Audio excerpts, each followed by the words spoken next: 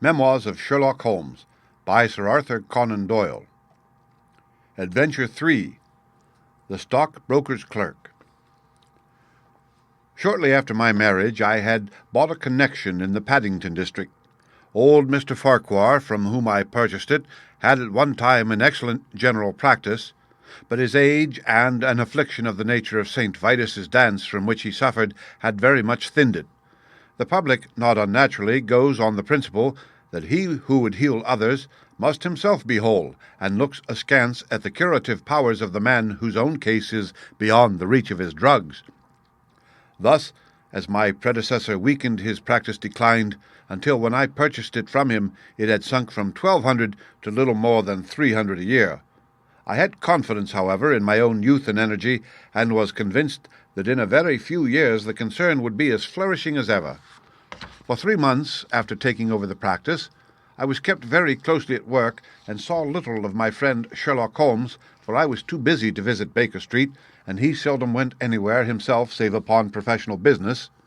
I was surprised, therefore, when one morning in June, as I sat reading the British Medical Journal after breakfast, I heard a ring at the bell, followed by the high, somewhat strident tones of my old companion's voice. "Ah, my dear Watson," said he, striding into the room, "I am very delighted to see you. I trust that Mrs. Watson has entirely recovered from all the little excitements connected with our adventure of the Sign of 4. "Thank you. We are both very well," said I, shaking him warmly by the hand. "And I hope also," he continued, sitting down in the rocking-chair, "that the cares of medical practice have not entirely obliterated the interest which you used to take in our little deductive problems." "On the contrary," I answered, "it was only last night that I was looking over my old notes and classifying some of our past results." "I trust that you don't consider your collection closed?" "Not at all. I should wish nothing better than to have some more of such experiences." "Today, for example?" "Yes, today, if you like. And as far off as Birmingham?" "Certainly, if you wish it. And the practice?" "I do my neighbour's when he goes. He is always ready to work off the debt." "Ha! Nothing could be better," said Holmes, leaning back in the chair and looking keenly at me from under his half-closed lids. "I perceive that you have been unwell lately. Summer colds are always a little trying." "I was confined to the house by a severe chill for 3 days last week. I thought, however, that I had cast off every trace of it." "So you have. You look remarkably robust." "How, then, did you know of it?" "My dear fellow, you know my methods." "You deduced it, then?" "Certainly." "And from what?" "From your slippers."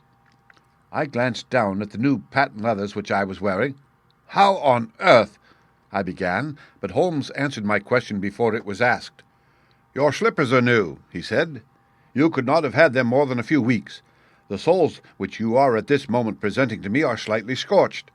For a moment I thought they might have got wet and been burned in the drying, but near the instep there is a small circular wafer of paper with the shopman's hieroglyphics upon it.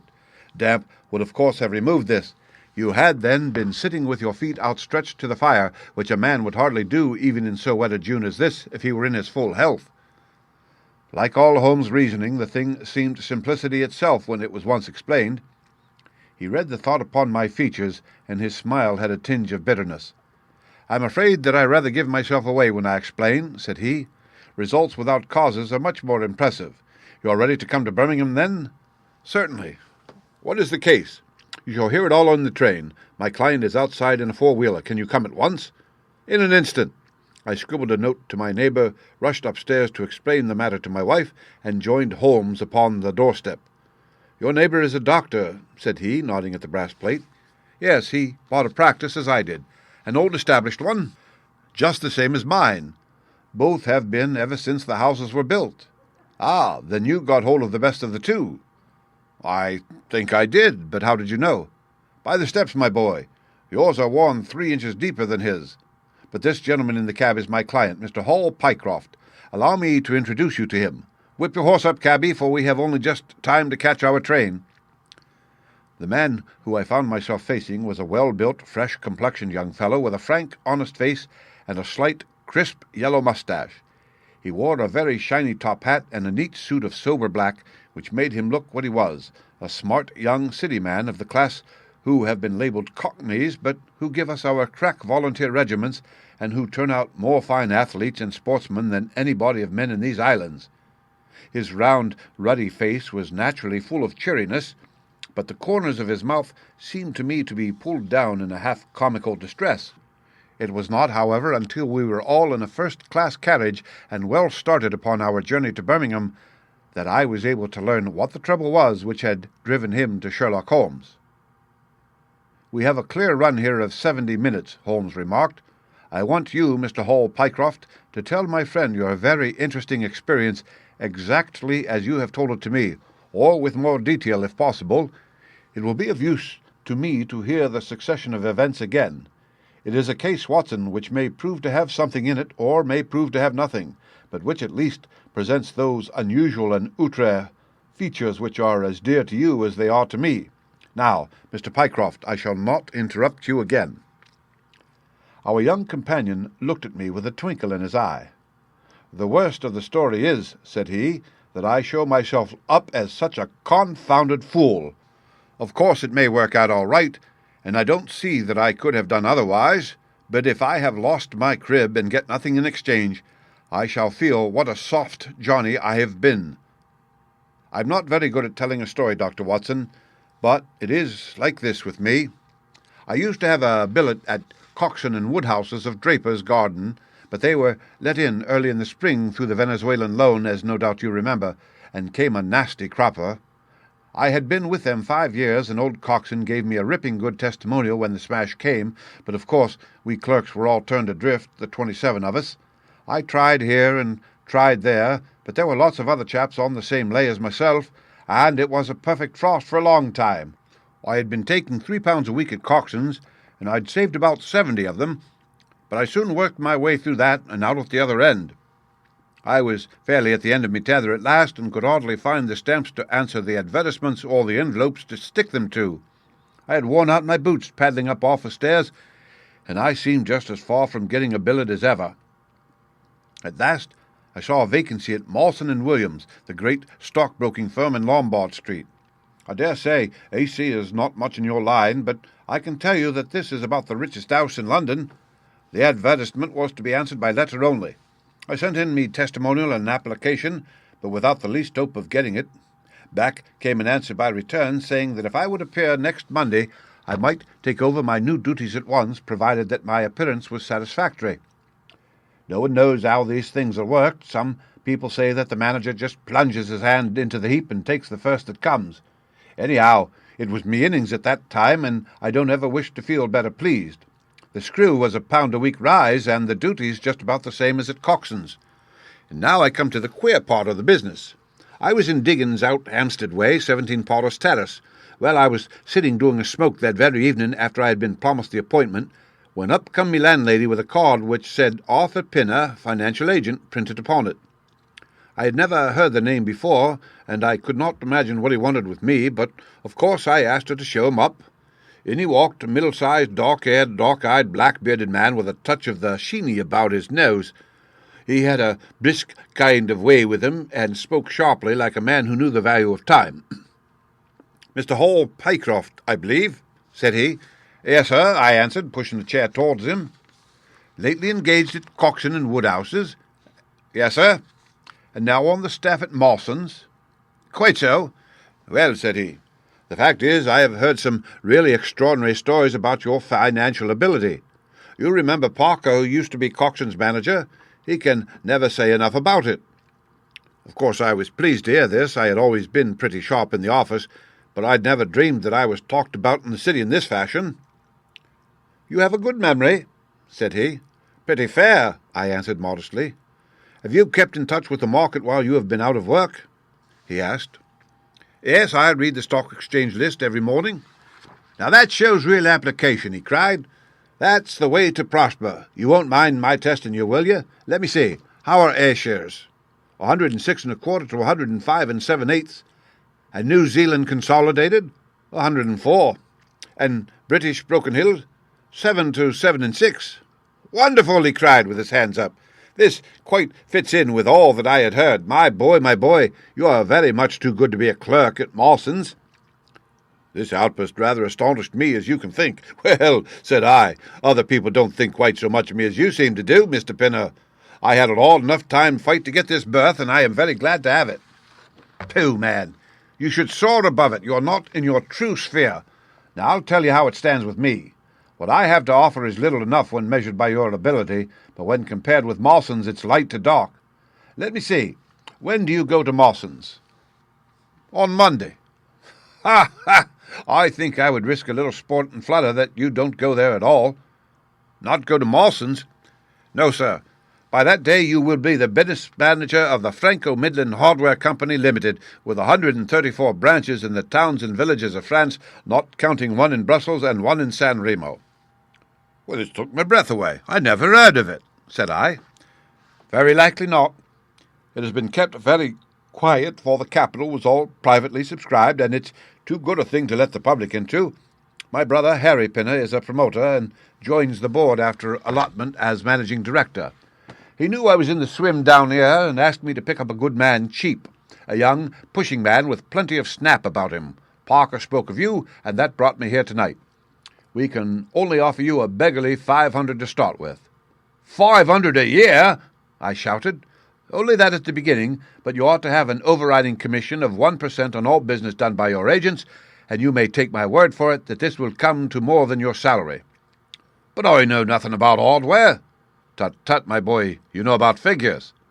Well, my head buzzed, and I could hardly sit still in my chair, but suddenly a little chill of doubt came upon me. I must be frank with you, I said. Mawson only gives me $200, but Mawson is safe. Now, really, I know so little about your company that— Ah, smart, smart, he cried in a kind of ecstasy of delight. You are the very man for us. You're not to be talked over, and quite right, too. Now, here's a note for £100, and if you think that we can do business, you may just slip it into your pocket as an advance upon your salary. That is very handsome, said I. When should I take over my new duties? Be in Birmingham tomorrow at 1, said he. I have a note in my pocket here, which you will take to my brother. You will find him at 126B Corporation Street, where the temporary offices of the company are situated. Of course, he must confirm your engagement, but between ourselves it will be all right. Really, I hardly know how to express my gratitude, Mr. Pinner, said I. Not at all, my boy. You have only got your deserts. There are one or two small things, mere formalities, which I must arrange with you. You have a bit of paper beside you there. Kindly write upon it, I am perfectly willing to act as business manager to the Franco-Midland Hardware Company Limited at a minimum salary of £500. I did as he asked, and he put the paper in his pocket. There is one other detail, said he. What do you intend to do about Mawson's? Well, I had forgotten all about Mawson's in me joy. I'll write and resign, said I. Precisely what I don't want you to do. I had a row over you with Mawson's manager. I had gone up to ask him about you, and he was very offensive, accusing me of coaxing you away from the service of their firm and that sort of thing. At last I fairly lost my temper. If you want good men, you should pay them a good price, said I. He would rather have our small price than your big one, said he. I'll lay you a $5, said I, that when he has my offer you'll never so much as hear from him again. Done, said he. We picked him out of the gutter, and he won't leave us so easily. Those were his very words.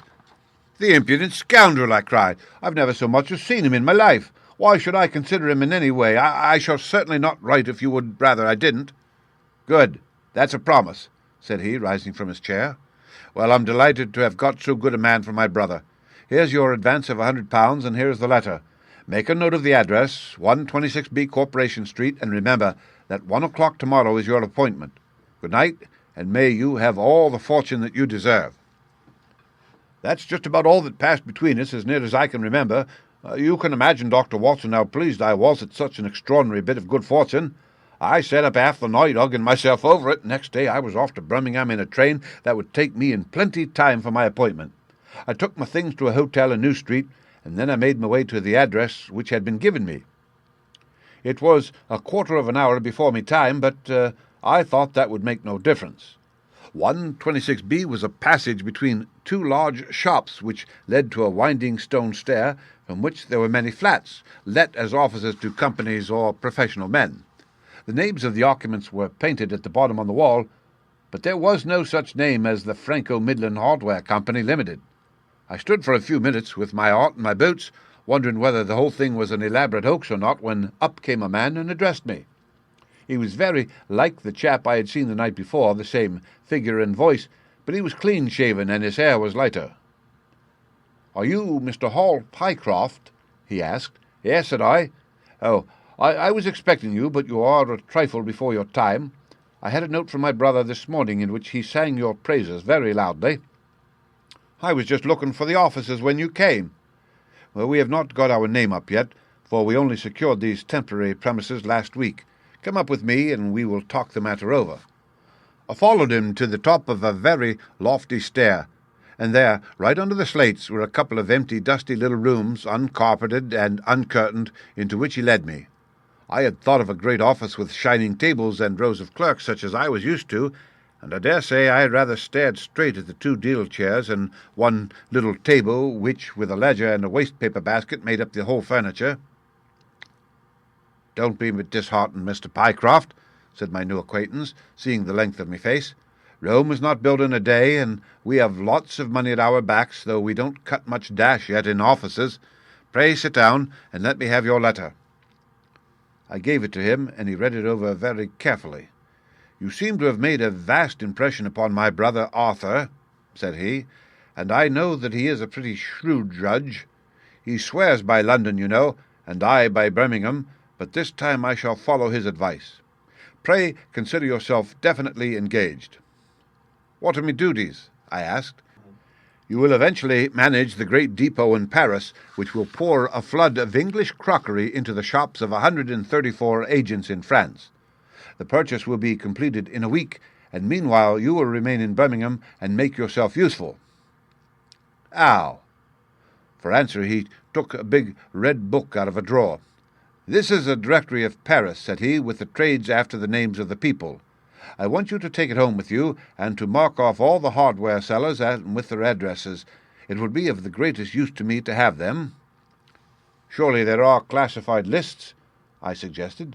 "Not reliable ones. Their system is different from ours. Stick at it, and let me have the lists by Monday at 12. Good day, Mr. Pycroft. If you continue to show zeal and intelligence, you will find the company a good master." I went back to the hotel with the big book under my arm and with very conflicting feelings in my breast. On the one hand, I was definitely engaged and had £100 in my pocket. On the other, the look of the offices, the absence of name on the wall, and other of the points which would strike a businessman had left a bad impression as to the position of me employers. However, come what might, I had me money, so I settled down to me task. All Sunday I was kept hard at work, and yet by Monday I had only got as far as H. I went round to my employer, found him in the same dismantled kind of room, and was told to keep at it until Wednesday, and then come again. On Wednesday it was still unfinished, so I hammered away until Friday, that is, yesterday. Then I brought it round to Mr. Harry Pinner. "Thank you very much," said he. "I fear that I underrated the difficulty of the task. This list will be a very material assistance to me." "It took some time," said I. "And now," said he, "I want you to make a list of the furniture shops, for they all sell crockery." "Very good. And you can come up tomorrow evening at 7 and let me know how you are getting on. Don't overwork yourself. A couple of hours at Day's music hall in the evening would do you no harm after your labours." He laughed as he spoke, and I saw with a thrill that his second tooth upon the left-hand side had been very badly stuffed with gold. Sherlock Holmes rubbed his hands with delight, and I stared with astonishment at our client. "You may look well surprised, Dr. Watson, but it is this way," said he. "When I was speaking to the other chap in London at the time that he laughed at me not going to Mawson's, I happened to notice that his tooth was stuffed in this very identical fashion. The glint of the gold in each case caught me eye, you see. When I put that with the voice and figure being the same, and only those things altered which might be changed by razor or wig, I could not doubt that it was the same man. Of course, you expect 2 brothers to be alike, but not that they should have the same tooth stuffed in the same way." He bowed me out, and I found myself in the street, hardly knowing whether I was on my head or my heels. Back I went to my hotel, put my head in a basin of cold water, and tried to think it out. Why had he sent me from London to Birmingham? Why had he got there before me? And why had he written a letter from himself to himself? It was altogether too much for me, and I could make no sense of it. And then suddenly it struck me that what was dark to me might be very light to Mr. Sherlock Holmes. I'd just time to get up to town by the night train to see him this morning and to bring you both back with me to Birmingham." There was a pause after the stockbroker's clerk had concluded his surprising experience. Then Sherlock Holmes cocked his eye at me, leaning back on the cushions with a pleased and yet critical face like a connoisseur who has just taken his first sip of a Comet vintage. "Rather fine, Watson, is it not?" said he. "There are points in it which please me. I think that you will agree with me that an interview with Mr. Arthur Harry Pinner in the temporary offices of the Franco-Midland Hardware Company Limited would be a rather interesting experience for both of us." "But how can we do it?" I asked. "Oh, easily enough," said Hall Pycroft cheerily. "You are two friends of mine who are in want of a billet, and what could be more natural than that I should bring you both round to the managing director?" "Quite so, of course," said Holmes. "I should like to have a look at this gentleman and see if I can make anything of his little game. What qualities have you, my friend, which would make your services so valuable? Or is it possible that—" He began biting his nails and staring blankly out of the window, and we hardly drew another word from him till we were in New Street. At 7 o'clock that evening we were walking, the three of us, down Corporation Street to the company offices. "There is no use our being at all before our time," said our client. "He only comes there to see me, apparently, for the place is deserted up to the very hour he names." "That is suggestive," remarked Holmes. "By Jove, I told you so," cried the clerk. "That's he walking ahead of us there." He pointed to a smallish, dark, well-dressed man who was bustling along the other side of the road. As we watched him, he looked across at a boy who was bawling out the latest edition of the evening paper, and running over among the cabs and buses, he bought one from him. Then, clutching it in his hand, he vanished through a doorway. "There he goes!" cried Hall Pycroft. "These are the company's offices into which he has gone. Come with me. I'll fix it up as easily as possible." Following his lead, we ascended 5 stories until we found ourselves outside a half-open door at which our client tapped. A voice within bade us enter, and we entered a bare, unfurnished room, such as Hall Pycroft had described.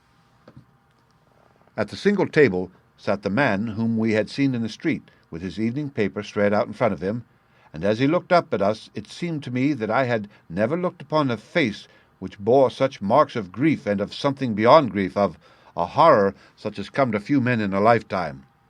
His brow glistened with perspiration, his cheeks were of the dull, dead white of a fish's belly, and his eyes were wild and staring. He looked at his clerk as though he failed to recognize him, and I could see by the astonishment depicted upon our conductor's face that this was by no means the usual appearance of his employer. "You look ill, Mr. Pinner," he exclaimed. "Yes, I am not very well," answered the other, making obvious efforts to pull himself together, and licking his dry lips before he spoke. "Who are these gentlemen whom you have brought with you?"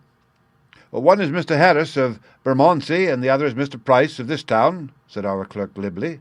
"They are friends of mine and gentlemen of experience, but they have been out of a place for some little time, and they hope that perhaps you might find an opening for them in the company's employment." "Very possibly, very possibly," cried Mr. Pinner with a ghastly smile. "Yes, I have no doubt that we shall be able to do something for you. What is your particular line, Mr. Harris?" "I am an accountant," said Holmes. "Ah, yes, we shall want something of the sort. And you, Mr. Price?" "A clerk," said I. "I have every hope that the company may accommodate you. I will let you know about it as soon as we come to any conclusion. And now I beg that you will go. For God's sake, leave me to myself." These last words were shot out of him as though the constraint which he was evidently setting upon himself had suddenly and utterly burst asunder. Holmes and I glanced at each other, and Hall Pycroft took a step towards the table. "You forget, Mr. Pinner, that I am here by appointment to receive some directions from you." "Certainly, Mr. Pycroft, certainly," the other resumed in a calmer tone. "You may wait here a moment, and there is no reason why your friends should not wait with you. I will be entirely at your service in 3 minutes if I might trespass upon your patience so far." He rose with a very courteous air, and bowing to us, he passed out through a door at the farther end of the room, which he closed behind him. "What now?" whispered Holmes. "Is he giving us the slip?" "Impossible," answered Pycroft. "Why so?" "That door leads to an inner room." "There is no exit?" "None." "Is it furnished?" "It was empty yesterday." "Then what on earth can he be doing? There is something which I don't understand in this matter." If ever a man was 3 parts mad with terror, that man's name is Pinner. What can have put the shivers on him?" "He suspects that we are detectives," I shrugged. "That's it!" cried Pycroft. Holmes shook his head. He did not turn pale. "He was pale when we entered the room," said he. "It is just possible that—" His words were interrupted by a sharp rat-tat from the direction of the inner door. "What the deuce is he knocking at his own door for?" cried the clerk. Again and much louder came the rat-tat-tat. We all gazed expectantly at the closed door. Glancing at Holmes, I saw his face turn rigid, and he leaned forward in intense excitement. Then suddenly came a low, gargling sound, and a brisk drumming upon woodwork.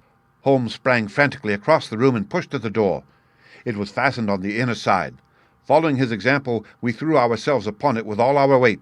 One hinge snapped, then the other, and down came the door with a crash. Rushing over it, we found ourselves in the inner room. It was empty. But it was only for a moment that we were at fault. At one corner, the corner nearest the room which we had left, there was a second door. Holmes sprang to it and pulled it open. A coat and a waistcoat were lying on the floor, and from a hook behind the door, with his own braces around his neck, was hanging the managing director of the Franco-Midland Hardware Company. His knees were drawn up, his head hung at a dreadful angle to his body, and the clatter of his heels against the door made the noise which had broken in upon our conversation. In an instant I had caught him round the waist and held him up, while Holmes and Pycroft untied the elastic bands which had disappeared between the livid creases of skin. Then we carried him into the other room, where he lay with a clay-coloured face, puffing his purple lips in and out with every breath, a dreadful wreck of all that he had been but 5 minutes before. "What do you think of him, Watson?" asked Holmes. I stooped over him and examined him.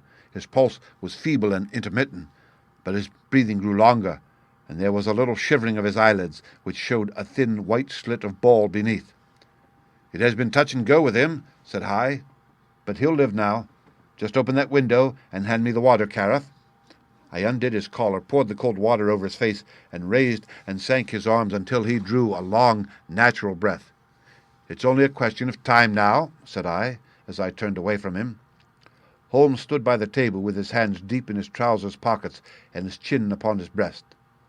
"I suppose we ought to call the police in now," said he, "and yet I confess that I'd like to give them a complete case when they come." "It's a blessed mystery to me," cried Pycroft, scratching his head. "Whatever they wanted to bring me all the way up here for, and then—" "Oh, pooh! All that is clear enough," said Holmes impatiently. "It is this last sudden move. You understand the rest, then?" "I think that is fairly obvious. What do you say, Watson?" I shrugged my shoulders. "I must confess that I am out of my depth," said I. "Oh, surely, if you consider the events at first, they can only point to one conclusion. What do you make of them?" "Well, the whole thing hinges upon 2 points. The first is the making of Pycroft write a declaration by which he entered the service of this preposterous company. Do you not see how very suggestive that is?" "I am afraid I missed the point. Well, why did they want him to do it? Not as a business matter, for these arrangements are usually verbal, and there was no earthly business reason why this should be an exception.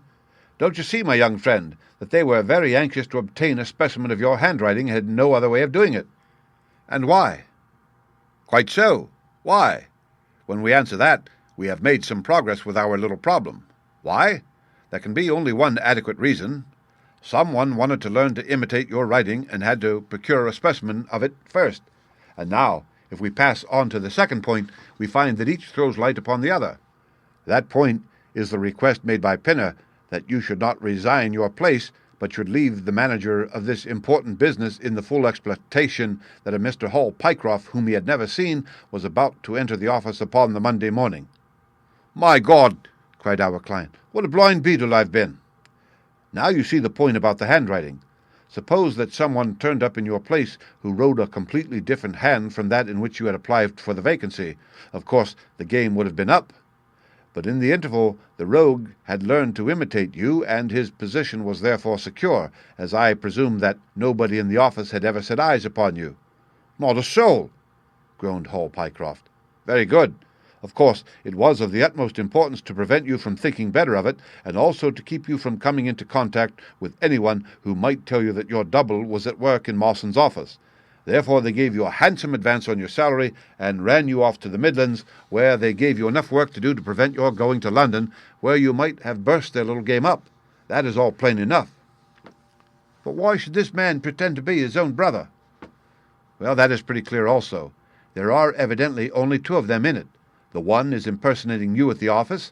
This one acted as your engager, and then found that he could not find you an employer without admitting a third person into the plot. That he was most unwilling to do. He changed his appearance as far as he could, and trusted that the likeness, which you could not fail to observe, would be put down to a family resemblance. But for the happy chance of the gold stuffing, your suspicions would probably never have been aroused. Hall Pycroft shook his clenched hands in the air. "Good Lord!" he cried. "While I have been fooled in this way, what has this other Hall Pycroft been doing at Mawson's? What shall we do, Mr. Holmes? Tell me what to do." "We must wire to Mawson's." "They shut at 12 on Saturdays." "Never mind. There may be some doorkeeper or attendant." "Ah, yes. They keep a permanent guard there on account of the value of the securities that they hold. I remember hearing it talked of in the city." "Very good. We shall wire to him and see if all is well, and if a clerk of your name is working there. That is clear enough. But what is not so clear is why at sight of us one of the rogues should instantly walk out of the room and hang himself." "The paper!" croaked a voice behind us.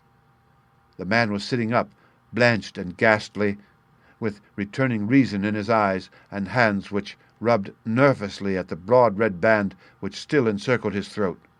"The paper, of course!" yelled Holmes in a paroxysm of excitement. "Idiot that I was! I thought so much of our visit that the paper never entered my head for an instant. To be sure, the secret must be there." He flattened it out upon the table, and a cry of triumph burst from his lips. "Look at this, Watson!" he cried. "It is a London paper, an early edition of the Evening Standard. Here is what we want. Look at the headlines. 'Crime in the City. Murder at Mawson and Williams. Gigantic attempted robbery. Capture of the criminal.'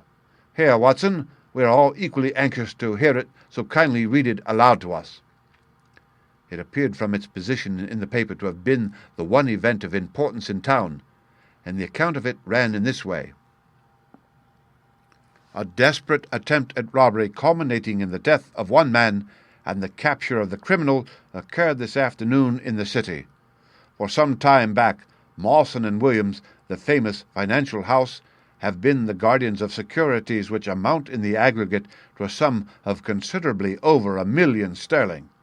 So conscious was the manager of the responsibility which devolved upon him in consequence of the great interest at stake, that safes of the very latest construction have been employed, and an armed watchman has been left day and night in the building. It appears that last week a new clerk named Hall Pycroft was engaged by the firm. This person appears to have been none other than Beddington, the famed forger and cracksman, who, with his brother, had only recently emerged from a 5-year spell of penal servitude.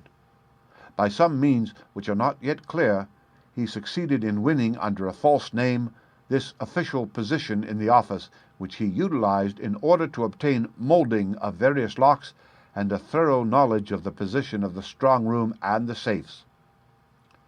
It is customary at Mawson's for the clerks to leave at midday on Saturday. Sergeant Tucson of the city police was somewhat surprised, therefore, to see a gentleman with a carpet-bag come down the steps at 20 minutes past 1. His suspicions being aroused, the sergeant followed the man, and with the aid of Constable Pollock succeeded, after a most desperate resistance, in arresting him. It was at once clear that a daring and gigantic robbery had been committed. Nearly £100,000 worth of American railway bonds, with a large amount of scrip in mines and other companies, was discovered in the bag.